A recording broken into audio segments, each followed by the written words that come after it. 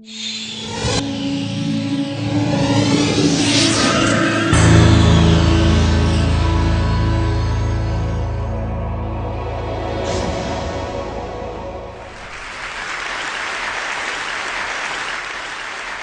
talking to you about the worst form of human rights violation, the third largest organized crime, a $10 billion industry. I'm talking to you about a modern-day slavery. I'd like to tell you the story of these three children, Pranita, Shaheen, and Anjali. Pranita's mother was a woman in prostitution, a prostituted person. She got infected with HIV, and towards the end of her life, when she was in the final stages of AIDS, she could not prostitute, so she sold 4-year-old Pranita to a broker. By the time we got the information, we reached there, Pranita was already raped by 3 men. Shaheen's background I don't even know. We found her in a railway track,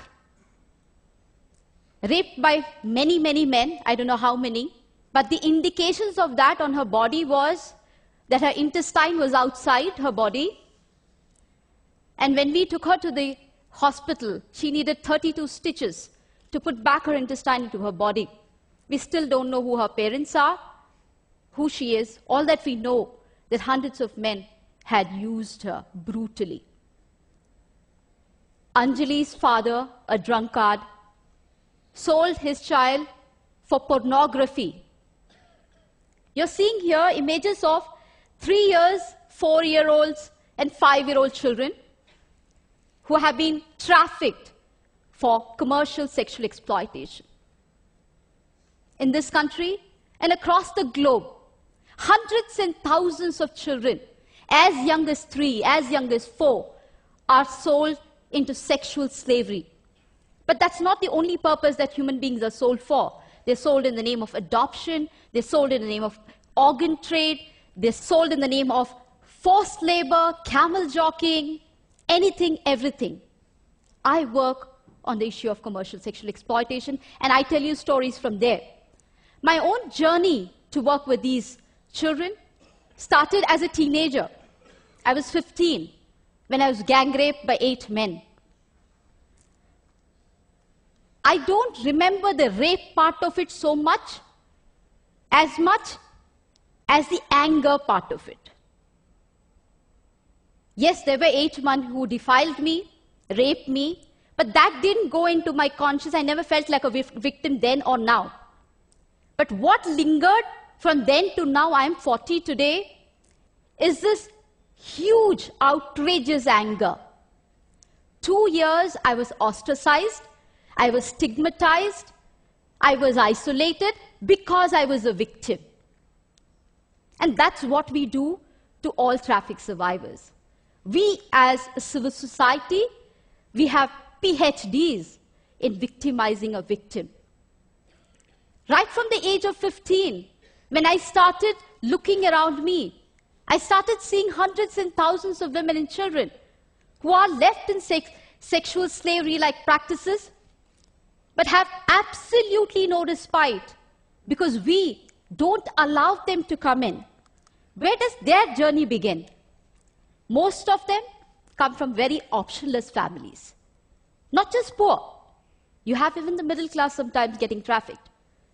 I had this IAS officer's daughter who's 14 years old, studying in 9th standard, who was web chatting with one individual and ran away from home because she wanted to become a heroine, who was trafficked. I have hundreds and thousands of stories of very, very well-to-do families and children from well-to-do families who are getting trafficked. These people are deceived, forced. 99.9% of them resist being inducted into prostitution. Some pay the price for it. They're killed. We don't even hear about them. They are voiceless, anamikas, nameless people.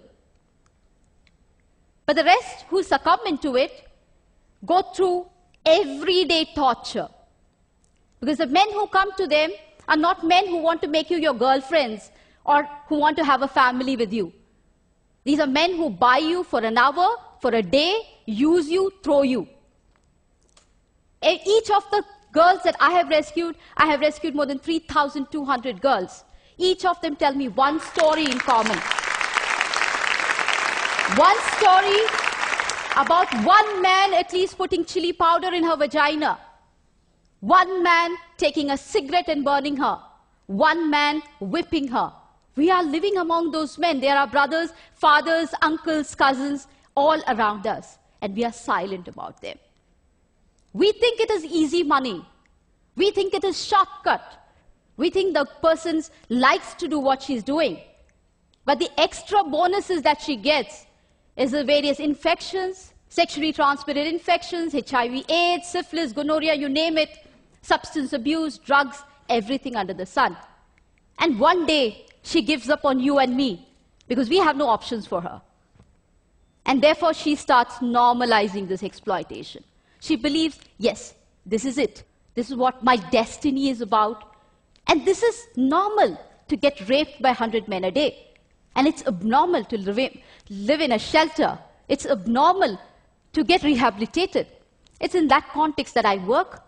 It's in that context that I rescue children. I've rescued children as young as 3 years, and I've rescued women as old as 40 years. When I rescued them, one of the biggest challenges I had was, where do I begin? Because I had lots of them who are already HIV infected. 1/3 of the people I rescue are HIV positive.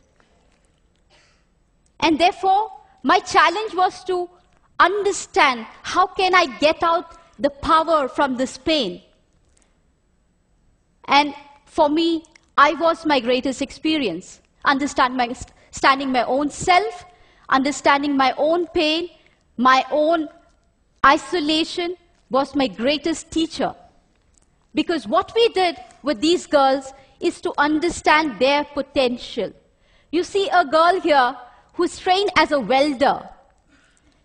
She works for a very big company, a workshop in Hyderabad, making furnitures. She earns around 12,000 rupees. She's an illiterate girl, trained, skilled as a welder. Why welding and why not computers? We felt one of the things that these girls had is immense amount of courage. They did not have any pardas inside their body, hijabs inside themselves. They've crossed the barrier of it. And therefore, they could fight in a male-dominated world very easily and not feel very shy about it. We have trained girls as carpenters, as masons, as security guards, as cab drivers. And each one of them are excelling in their chosen field, gaining confidence, restoring dignity, and building hopes in their own lives.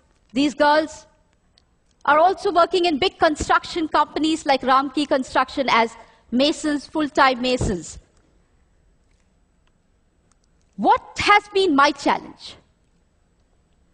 My challenge has not been the traffickers who beat me up. I've been beaten up more than 14 times in my life. I can't hear from my right ear.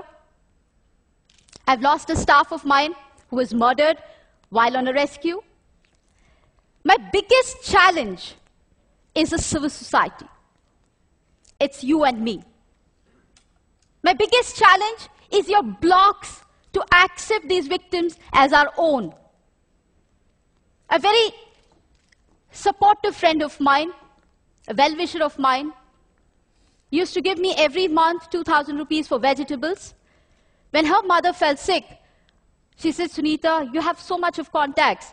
Can you get somebody in my house to work so that she can look after my mother?